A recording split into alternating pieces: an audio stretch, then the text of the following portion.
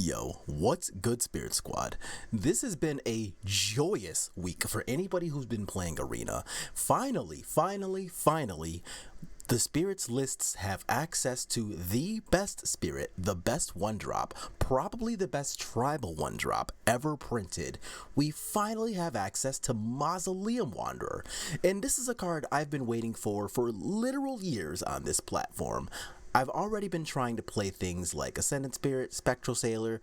Shit, I've put Lantern Bearer in a list a couple of times, but now we actually have the most lit 1-drop, Mausoleum Wanderer, and this takes the deck that was already performing in the Explorer format from being pretty good, and we've got some sweet records on this channel, to absolutely amazing, and I am very hyped to play this card in this deck. Here, we finally get the deck to basically mirror exactly what we're already doing in Pioneer. Here, we get to play 4 Ascendant Spirits, 4 Mausoleum Wanderers, and 4 Spectral Sailors, so we finally have the best 1-drops available. No longer stuck playing Lantern Bearer. Instead, I can play this Mausoleum Wanderer that has counterspell power and can get way bigger than a 1/1 very quickly. To accommodate the Mausoleum Wanderer and friends, we're playing 4 copies of Geistlight Snare and 4 full copies of Slip Out the Back, so that we have maximum protection and counterspell ability here. The 2-drops, honestly, pretty regular stuff. I've got 4 Supreme Phantoms, which still don't come in styled version on this platform, which kinda sucks. Mausoleum Wanderer does, but I don't really feel like paying money, so I'll just save up some gold. We have Shacklegeist, Rattle Chains, 2 copies of Brazen Bowers, and the mana base, really simple. 18 snow-covered islands, 4 copies of Faceless Havens. You can play an Otawara for a 23rd land if you want to. I'm simply choosing to not do that today. If I were to do that, I'd probably take out either 1 Brazen Bower or 1 Slip Out the Back, but I'm okay with 22 for now. Our sideboard, remember, this is not actually Pioneer. We are playing in Explorer, so I'm going to be playing 4 copies of Witness Protection, 2 copies of Unlicensed Hearse, 4 copies of Mystical Dispute, 3 copies of Cerulean Drake, and then 2 copies of Negate. In your IRL lists, because decks like Mono Green Devotion exist, where Nykthos is not a thing in Explorer, the negates would most likely be cards like Disdainful Stroke on Magic Online. So just make sure you're kind of prepared for noticing the differences between Explorer and Pioneer, because while it is close, it's not exactly a 1-for-1. But this is going to be the deck today. We're going to jam 3, maybe 4, however many I feel like playing today, matches of Explorer on the ranked ladder with this list. Also, if you're playing Arena, it is the 31st of the month, which means I think we are looking at a new season for ladder play. But either way, I am very excited to play this. Let's just get right into some gameplay. Okay, we're on the draw, but I've got 2 lands, a couple of 1-drops, and a counterspell and a piece of interaction, so yeah, let's keep this. And I wonder what my opponent's playing. Swamp doesn't tell me anything, but no companion does. Swamp Thoughtseize. Okay, that's whatever. So they can't run me out of 1-drops, and since I have both a Rattle Chains and a Geistlight Snare, they also can't run me out of interaction. So that's not bad. So I'm going to go ahead and play the face up 1-drop here. If they have like a Bone Crusher Giant, I am a little sad about that, but I can't really do anything about it currently, so it's kind of whatever. Another Thoughtseize is almost welcome. You can take the Rattle Chains, and I will be a little sad about that, but if this doesn't die, then oh, sick. I will definitely take that. So now they're at 15, 4 cards, but I actually do believe that my 4 cards are better than almost anything a black-red deck could line up. So here, if they want to play like Fable of the Mirror Breaker, you know what? I'll counterspell that. And if one of these 3 cards is like a Fatal Push or something, then honestly, that's kind of whatever. I'm okay with keeping their threats off the table here. Yeah, so it is a Fatal Push. So now I can untap and then just like play Shacklegeist. That's actually pretty helpful. So here, I'm going to play the Shacklegeist, let them remove it, or they can try to be proactive. They can try to play something like, say, their own Fable of the Mirror Breaker. They can play Kalidas, which did just enter this format. There it is. And now, Oh, hell yeah. I do want to wait one more turn to give myself a land drop here, but I've got access to a Geistlight Snare, I've got Rattle Chains, and if I draw another blue source, then I will very happily resolve a Curious Obsession on this. So you can have your mana.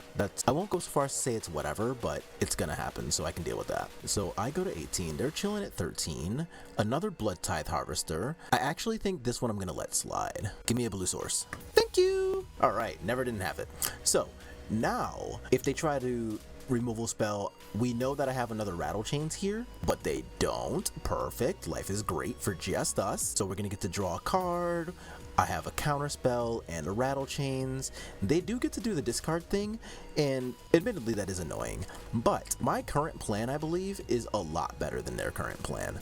So there's not like there's a Croaks or anything in here, so I don't have to worry about that. Our opponent is really just kind of stuck floundering. They could next turn do the thing where they Kiki Jiki onto the Blood Tithe Harvester, using Blood Tithe Harvester, the copy, to try to kill my Shacklegeist. But remember, we have a Rattle Chains here, so that's not even that, that's not even that bad for us. And ooh, a Heartless Act. Okay, so here I am gonna go ahead and Rattle Chains. Let's see if that happens. If this is another removal spell in their hand, then you know you got me. Sick, it's not. Alright, life is good, life is easy. A Chandra. Alright, well, good night, Rattle Chains. Yeah, that makes sense. So let's see. Do I want to clean up Chandra, or I can play my Curious Obsession and put them down to 6, draw 2 cards, and if either of them is a Slip Out the Back or a Rattle Chains, then my Shacklegeist is going to be about as clean as it gets as far as just being a protected threat. Like, I just want to draw either a Rattle Chains or a Slip Out the Back. Let's go. We drew neither. Okay, so won't say that didn't suck. Here's what we can do. I can play a Mausoleum Wanderer, or I can play an Ascendant Spirit. I think I want to play the Wanderer. Actually, I can play a Wanderer and an Ascendant Spirit. What am I doing? I don't have the ability to play 2 of my 1-drops and deny them the ability to do the thing at my Shacklegeist. Like, that's going to happen since we didn't draw a piece of protection here. So I can play my 2 1-drops, tap down, I guess, a Harvester using Kiki Jiki. Yeah, I'm gonna play 2 Mausoleum Wanderers, and in their upkeep, I'm going to tap down the Blood Tithe Harvester. 1, 2. So I don't have the ability to stop them from making another Harvester token and killing the Shacklegeist, but doing it like this opens me up to being able to draw even like a single Supreme Phantom or any spirit, and having my 2 Mausoleum Wanderers be a total of 6 power. So since they have 2 blood tokens, this Shacklegeist is just kind of dead. Like, that's gonna happen. Can't do much about that. What is that, a Fable? Yes. So if they want to cast a Fable, they can, but I don't care about the Fable. I do care a little bit about this mana, because this specific piece of mana here can be like a Fatal Push or something, but if I draw a single spirit, I'm still doing 6 to them, showing off the power, of course, of Mausoleum Wanderer. And we drew a spirit. Sick life. Never didn't have it. So let's do this. Let's do this. Yeah. And look at that. 1 game in against red-black mid-range, which is supposed to be a medium to bad matchup. And we already see the power of Mausoleum Wanderer getting those attacks in for lethal. So here, what I want to do is simply take out 2 copies of Ascendant Spirit, put in 2 copies of Unlicensed Hearse. We don't know that they're not playing Croaksa, and we definitely know that they're playing Graveyard Trespasser. So I'll be pretty okay with maximizing on my protections. I still got my Slip Out the Backs, I still have my Geistlight Snares, I still have my Rattle Chains, and this preps us for a little bit of a long game, whether they're playing Croaksa or not. Other things you can do, if you want to side in something like Witness Protection against their Graveyard Trespassers or whatever, you can do that, but to be honest, I usually just don't, because we have lots of protection spells. So here, this is another hand that's not the fastest, but is relatively resilient. So I've got a Slip Out the Back, I've got 2 copies of Rattle Chains, and I'm pretty happy to just... Okay, and that's kind of the confirmation we were looking from earlier too, because remember, we were talking about potentially dodging a copy of Croaksa with the Unlicensed Hearse, and now we have successfully played around that. So a thing I can do here, I can ram out Supreme Phantom, and that stops all of their Bone Crusher Giants and other 2 damage removal from being relevant. It doesn't, of course, stop anything from the black end of things. So like we saw Heartless Act, we know they play Fatal Push, so it doesn't stop either of those. But if all they have is Bone Crusher Giant, I'm gonna get to untap pretty cleanly here, and that's actually fine. Like, we were never going to really be able to evade like 2 removal spells if one of them was a Fatal Push anyway. So here, I'll be pretty happy to just like Rattle Chains, they try to removal me, and then I can untap, and my Slip Out the Back is pretty good too, so let's try that. And I will see if they want to fight over this with a removal here. There's a Heartless Axe, so I'm going to try to Slip Out the Back, and it looks like it will resolve, which is nice.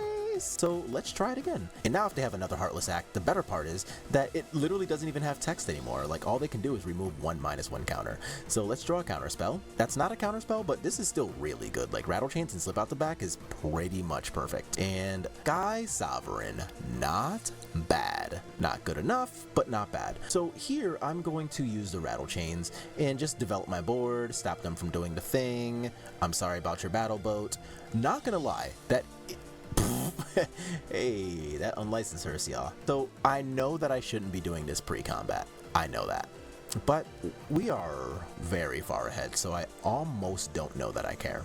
And my Slip Out the Back is going to be really good here. So what they can do is they can go ahead and try to crew up Den of the Bugbear to let Battle Boat attack, and if they do that, I can do one of two things. I can either A, Slip Out the Back the Battle Boat itself, or B, wait for them to do their attack, put their trigger on Rattle Chains, Slip Out the Back Rattle Chains, and that's going to be my option here, because that's going to be 4, 5 with the new +1 counter, 4 damage from Faceless Haven, and then 2, so I've got 1 over lethal like that. So I kind of hope that that's their entire plan. If they want to do something else, like, I don't know, say, play like a Kalitas or a Graveyard Trespasser to achieve the same effect, then I won't be mad about that either. But the face up route is the Den of the Bugbear, and it looks like that is what they're going to try to do. So they try to do that, they crew the Battle Boat, and I'm not going to remove the Battle Boat with the Slip Out the Back. I'm going to just go ahead and Slip Out the Back my own creature. So I don't really care about this 6 damage that's coming to my face. So here's that, here's this. Boop. I go to 14, you go to dead. Good games, opponent. Oh, never mind. Whew. Rattle Chains. All right. They had a land drop. So that actually is a little scary, because in theory they really could have actually come up with, like, I don't know, a Fatal Push or something. But we don't care. We drew a Rattle Chains. Life is easy. Next game. Ooh, look at God. All right. So we got 3 lands. We have a CO. We've got a Spectral Sailor and a couple of 2-drops. I don't know that I've ever kept a hand faster in my entire life. So the only thing this is really missing is a way to protect my Spectral Sailor. So I need like a Rattle Chain to Slip Out the Back, a Geistlight Snare. Any of those would do pretty well. And it looks like a Thoughtseize is going to come now, so I will let them take my CO here, but I want to develop my 1-drop. If they take my CO, then I can develop a Supreme Phantom, assuming I don't draw another. And that's still pretty good for us. If they want to go ahead and use like a Fatal Push on the Supreme Phantom, then that was already going to happen, and I can just play the other Supreme Phantom and see what happens. Power Word Kill, so that's good to know that that's kind of their drop of choice there. So I'm going to play the Supreme Phantom for a couple of reasons. A, I just don't care about Shacklegeist yet, but also I want to hide the Unknown card here. So this Bone Crusher Giant is annoying, but not the end of the world. A CO, however, might be the end of the world for my power opponent, so let's get an attack in. Draw a card. Is it a counterspell? It's not. It's another CO, but that's not bad.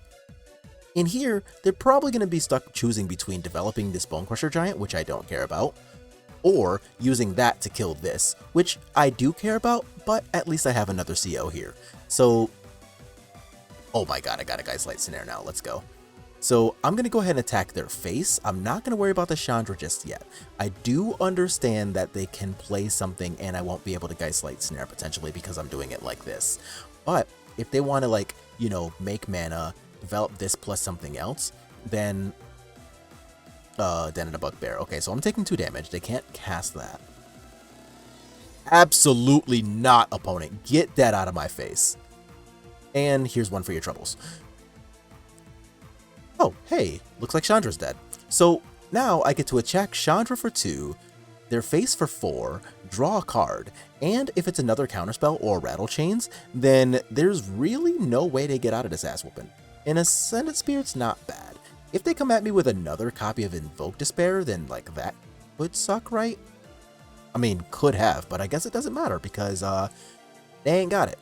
So we're going to do the exact same thing that we did against our last opponent here. So we're going to put in the 2 copies of Unlicensed Hearse. I'm going to take out 2 copies of Ascendant Spirit, and then just kind of go from there. We saw the Chandra, but we already know that the Pioneer lists play some mix of Chandra and Sorin, so that's not affecting my decision here at all.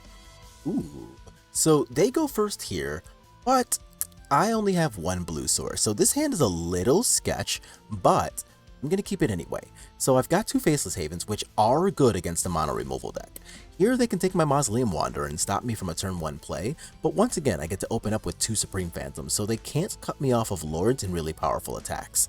They can, however, do their best to try to Thought Seize and removal me to death. And I drew a 3rd Faceless Haven, which I honestly don't want, but that's okay. Kinda. We'll see what happens. 2 black sources, not a black-red. So what are we doing? Thought Seize I don't care about. Like, you can see my 3rd Faceless Haven. You got it.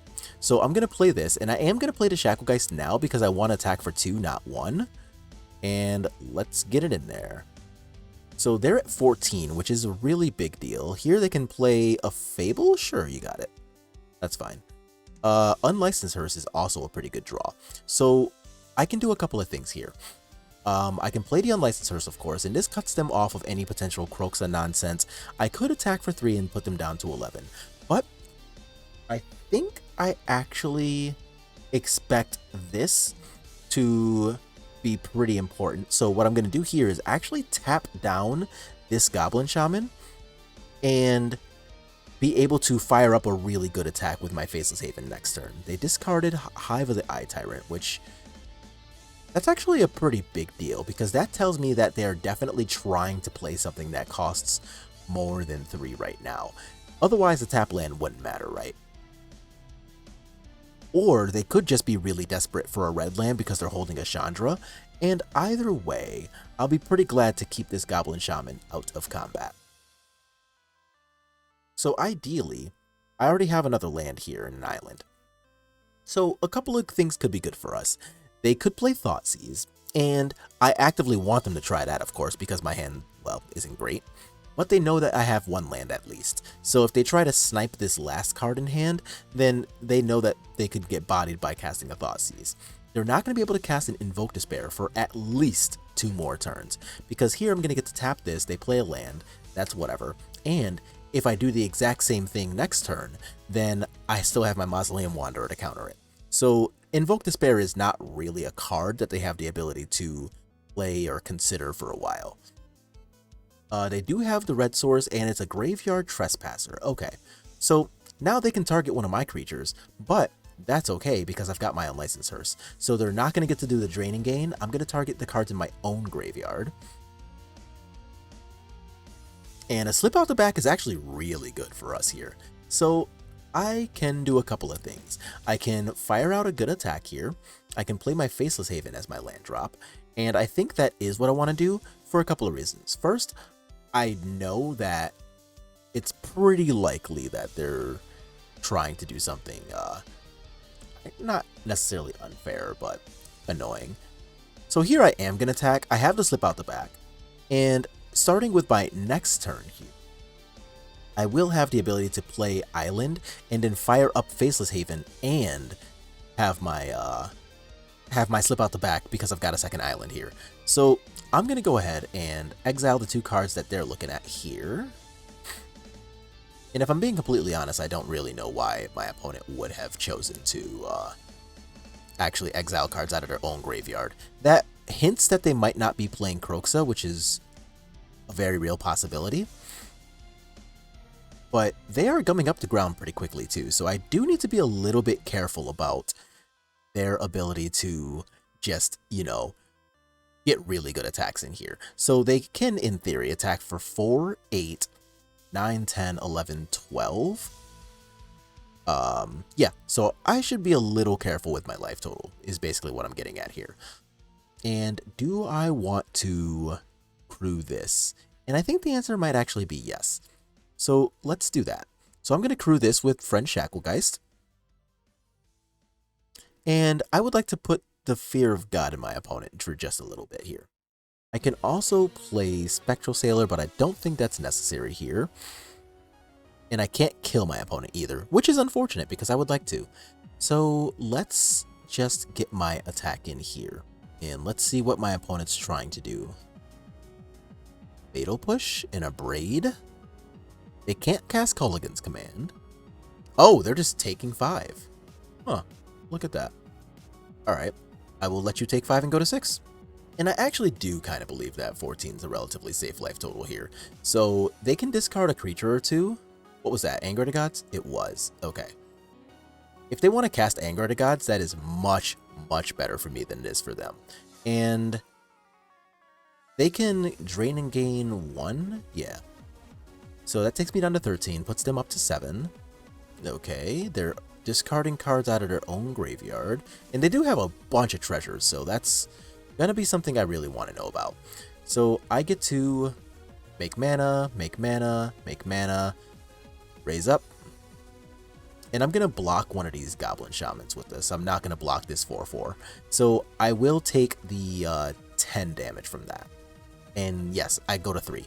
So if I were going to 2 instead of 3, then I definitely block differently because my opponent has the ability to play Bone Crusher Giant, and I don't want to just get myself stomped out of the game, right? But here, I get to just really kind of clean up. So this is even easier if I happen to have a like a Rattle Chains come off the top of my deck. But let's see if they're trying to cast anything else here. I really hope they try to cast something here. Okay. And it looks like that's not going to happen. So I'm going to untap. A Supreme Phantom. That plays. All right. So a Supreme Phantom does 6 damage and Spectral Sailor is 7. Yeah, let's try it. Okay. So I can crew using the Mausoleum Wanderer.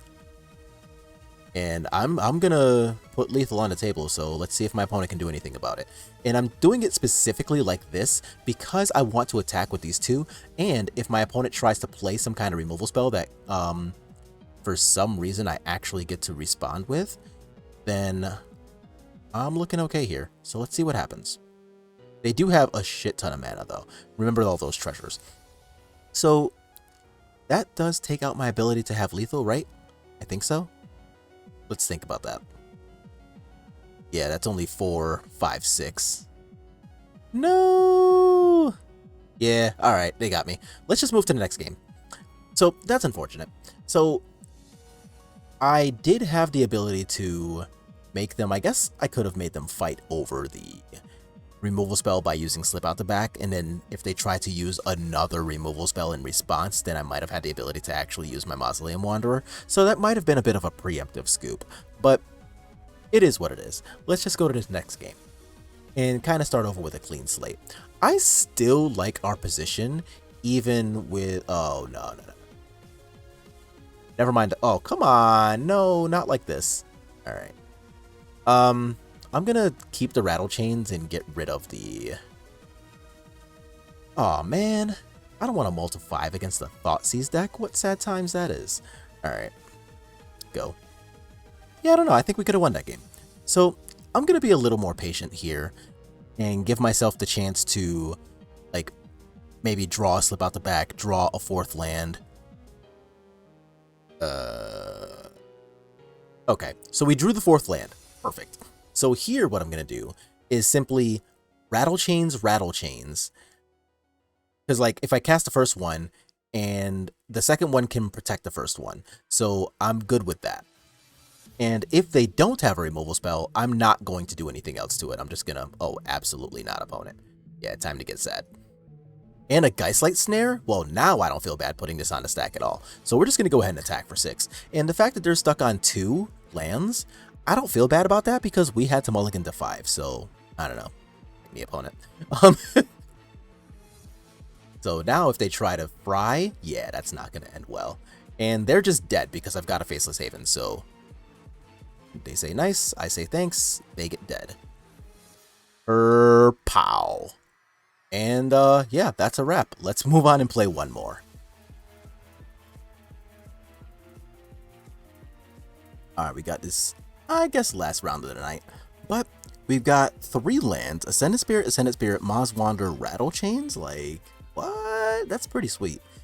And I don't know what these sleeves are, but I don't hate them. So, what do I want to open up with? I think I'll open up with an Ascended Spirit. If they use a removal spell on my Ascended Spirit early, I honestly don't really care. And if they don't, then that's even better. So, black-white. Are we looking at Greasefang deck? If so, that's okay, actually. Now here, do I want to just open up with 2 1-drops? Do I want to... Yeah, I'm just going to open up with 2 1-drops. So, this way, if they do something that's not like Ledger Shredder, I'm looking pretty okay here. If they want to use another removal spell on one of these, that's fine. I've got the other. So, it is in fact a Ledger Shredder, and yes, we're looking at Greasefang. Okay, noted. So here, I'm actually just going to chill then. I don't really need to do anything. And I do want to stop them from potentially developing like Greasefang or most of their good Kaito. Well, that's obnoxious. I can't stop Kaito, which is annoying. So they're going to get to draw a card because they can attack with Ledger Shredder. So it looks like here I'm just going to be pumping up my Ascendant Spirit and then attacking here. I kind of wish I had either a counterspell in hand or... What? Opponent, I have questions. Maybe they just have a Parhelion and are looking to dump it. They gotta have a Parhelion now.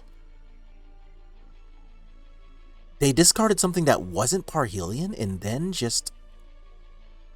What is happening?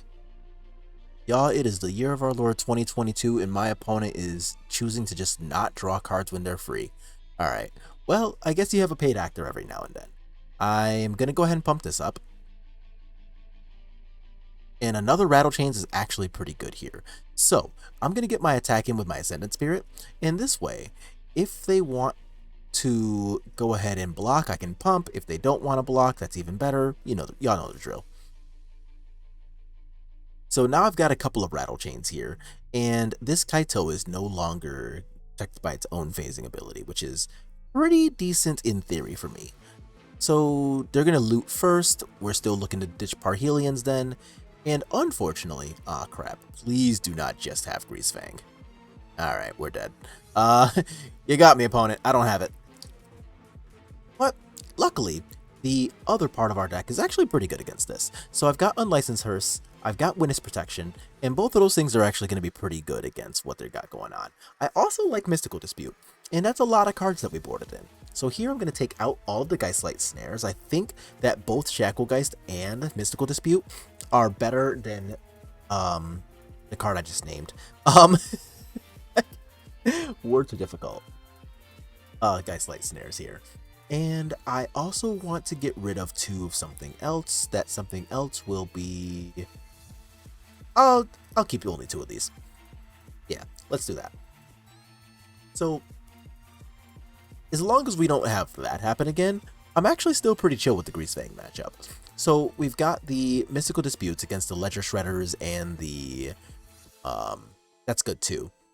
Against Ledger Shredders, against Kaito, against Tainted Indulgence if they want to be casting that. This is really good against the Resolved Greasefang. And then this part of the deck, of course, is just wonderful. So yeah.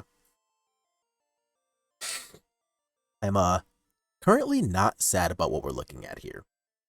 And yeah, just kind of catching us with our pants down without any kind of counterspell or anything is a little rough, not gonna lie. But man, we had so much ability for interaction and then we just saw none of it. That's a little upsetting. Not upsetting enough for me to do more than complain just a little bit, but whatever. So here I'm going to go ahead and cast my lovely friend Spectral Sailor end of turn here. If they kill it with a Fatal Push or dispute it now, so be it. If they don't, even better. And it looks like they do want to dispute that, which I am of course fine with. I didn't draw a dispute, which makes me a little bit sad times, but I'm still kind of okay here.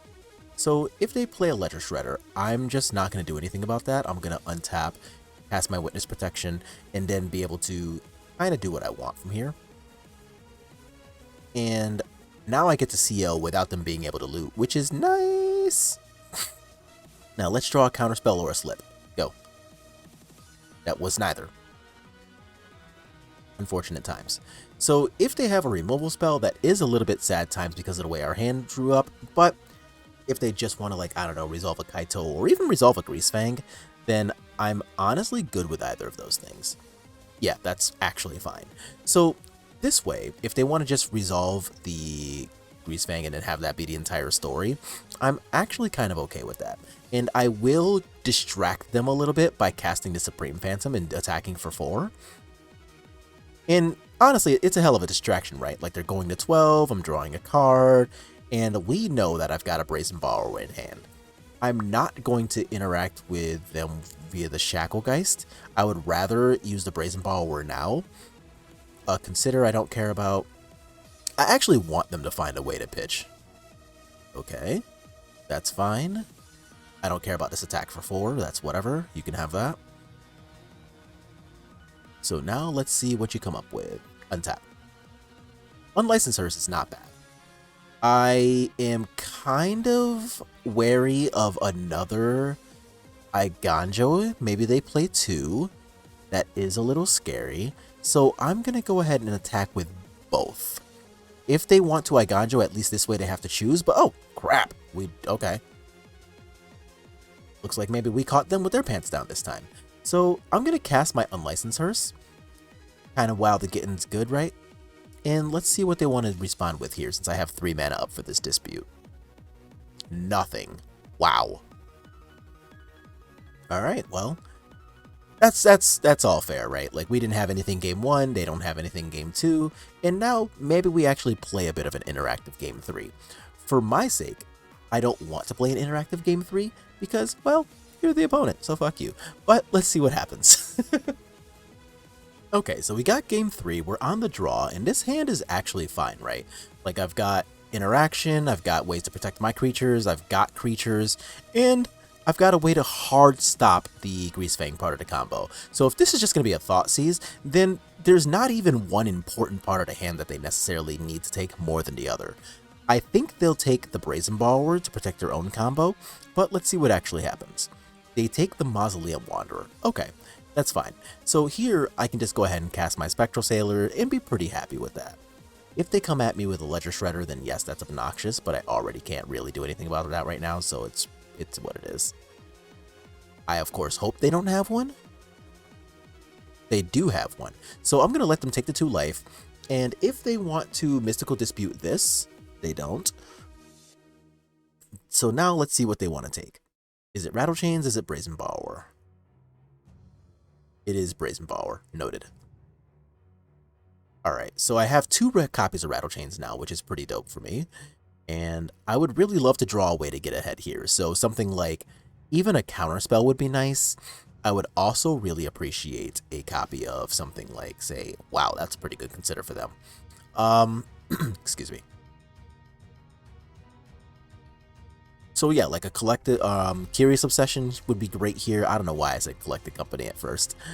So that would rock pretty hard. Let's just see what happens. This is a safe untap. No, I'm gonna cast. So this does a couple of things. This masks the fact that I actually have a second Rattle Chains too, but also it just makes me like use my mana the most effective way possible, right? And if they want to kill this, then I honestly don't really care about it too much. Another land is actively pretty good now.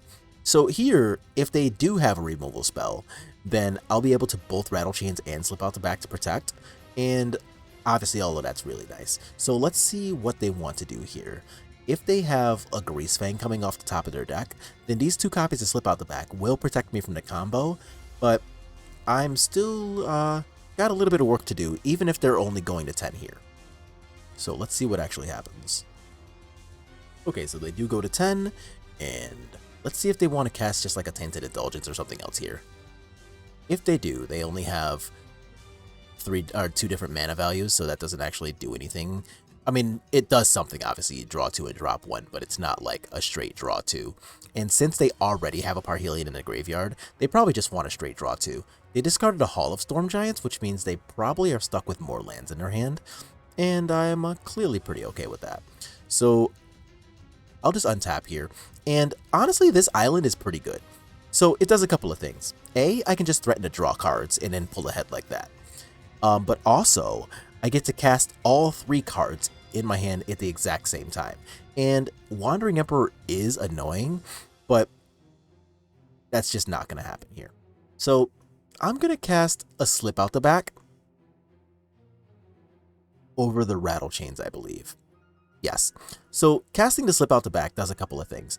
A, it just makes my Spectral Sailor bigger for later anyway, which is great, but also it masks the fact that I have a Rattle Chains. So next turn, if I happen to draw something like, say, a Curious Obsession, the fact that I have Rattle Chains in my hand becomes really important, and the fact that they don't know the contents of my hand is even better. In this 2/2, I really don't give a shit about. So here's that. A Faceless Haven is pretty freaking great, not gonna lie. So let's get an attack in. Opponent, let me get my attack in, thank you. Maybe they have another Wandering Emperor, is that why we did that? Nope. We're just taking 2 damage. Works for me. So I'm still looking to dodge the combo here. A Portable Hole, we know that's not happening because of my Rattle Chain, so that's pretty cool. And if they want to counterspell that, then honestly, so be it. If they want to use another removal spell, that's fine too. Because they know I have to Slip Out the Back, so that's just not happening. And I'll be pretty excited to hopefully have just lethal lined up here, right? So now that the Portable Hole's not happened, yeah, that's whatever. I don't care about this attack. And I could Slip Out the Back this Samurai token and fire up Faceless Haven, but I actually think it's better to just go ahead and untap normally. The CO is actually pretty good for me. Yeah.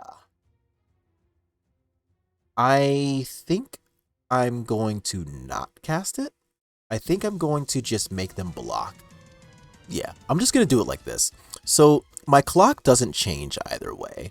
And if they want to just, you know, block that to live and still stuck taking the 4, then I'm actually good with that too. I will let them use this Fatal Push here because I still have 6 damage face up on the table, and keeping the Slip Out the Back in my hand protects me from the combo. So I'm not going to walk into just like a Greasefang. If they have exactly Thoughtseize Greasefang, then yeah, sure, you got me. But it looks like they don't. So they pack it up. They know the Slip Out the Back protects me from the combo. And yeah, we win 3 in a row again. Cool stuff. So let's go ahead and go to a little summary over on the other page where the deck list lives. Okay, so that was awesome. That was fun. That was exciting. And we got to win 3 matches in a row again, showing off the power of both Mausoleum Wanderer and the mono blue archetype as a whole. Yeah, we played against the same deck twice out of our 3 rounds, the red-black midrange deck, but that is one of the truths of playing either Pioneer or Explorer. Red-black midrange decks are absurdly popular right now, so knowing how to navigate those matchups is gonna be a thing that you're gonna come across all the time anyway. And we got to just kind of kick the crap out of that really popular deck both times we came across it, even on a mulligan to 5. So that shows you this deck can definitely compete. And I honestly don't know that the addition of Mausoleum Wanderer doesn't take mono blue, at least in Explorer, from being a pretty good deck to probably a top 2 deck in the entire format. The other deck, of course, being red-black midrange. So all of the other decks that exist in Pioneer, but not in their full versions of Explorer, are still able to be played, but nowhere near as good. For example, you can play Is It Phoenix, but you don't have access to Treasure Cruise. You can play Mono Red, but you don't have access to Monastery Swiftspear. So you got to kind of pick your spots. And previously, we were in that same spot as well. Remember, I was playing cards like Lantern Bearer because Mausoleum Wanderer didn't exist on Arena yet. But now that we don't have to choose, and a lot of other pilots do have to choose, the fact that our deck was already good without Mausoleum Wanderer, potentially our best card, and now we have access to it, this deck is going to make waves. So if you're looking to play a deck either on the ladder to get your way up to Mythic, or in some invitational tournament, whatever the qualifier, arena play-in things are, I would say consider this deck. It's very good. And you obviously just got to see some of the power of it against what is typically supposed to be a bad matchup in the red-black midrange decks. But we kind of got to treat it as a joke a couple of times because we were able to pick our spots, play confidently, play around removal, decide when to attack opponents versus when to attack things like planeswalkers, and we just let ourselves, go through our goal, not get distracted, and play around the right cards to our victories. And against the Greasefang deck, even though our deck is typically pretty decent against them, they can still just blindside you with their combo if they catch you with your pants down. And that's exactly what happened to us in game 1. But we were able to sideboard confidently, keep a cool head, know when to pick our spots, and when to not get greedy with our removal or our resistance to removal. And we got to close that match out, even in the face of what was likely a Greasefang in hand almost the entire game. So I'm really glad that we got to go ahead and navigate these 3 matches, all of which were pretty tough, but still to a 3-0. So really, really exciting times for Mono Blue pilots. Also, I cannot sing the praises of Mausoleum Wanderer enough. No matter how many times I say that I'm excited about this, know that I am probably more excited than that. But that's going to be today's video. Great stuff, great times all around. I hope y'all had just as much fun watching these games as I had playing them. And now that I've actually fixed a lot of the computer issues I've been having over the last couple of weeks, I actually look forward to playing Magic again. So that should be really fun. I expect to put out a lot more content in these next few weeks, and just let me know what you would like to see. But that's going to be it for today. So, as always, if you like what you're watching, make sure to click like on the video, let me know. Subscribe to the channel if you haven't already done so, and I'll see y'all on the next one.